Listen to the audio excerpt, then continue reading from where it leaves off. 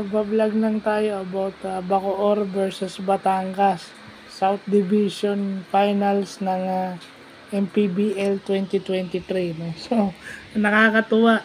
As taga Bacoor, natutuwa ako nanalo. Kung titignan mo yung live stream ng game, talagang na-dominate ng Bacoor yung all assets.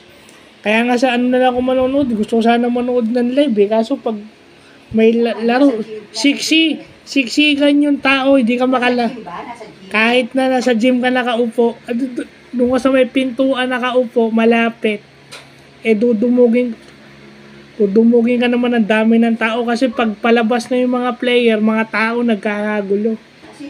Kaya buti naka-subscribe na ako sa Arena Plus. But ano nang Bacoor yung paset ng laro. Hindi ko alam kung libre. Baka marami silang nabigyan ng ticket. So, congratulations sa lahat ng coaching staff tsaka players ng Bacoor, no? Swerte natin, yung mga stars ng NCAA nandyan, si James Quecotay na papasok na sa PBA, ito si Michael Cañete, yung mga legends, no? Hindi lang sa coaching staff, pati sa mga player. Hindi rin nila makontrol sila Marky. Kasi pag iniwan mo yung Heruta, i-score. Tapos kung dinepensa mo, the drop pass, paano mo pipigilan yun?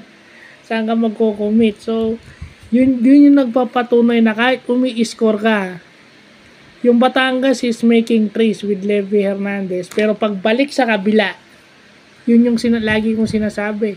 Etong game na to, yung Bacoor versus Batangas, although game 1 pa lang, kailangan ng Batangas mag-adjust on defense.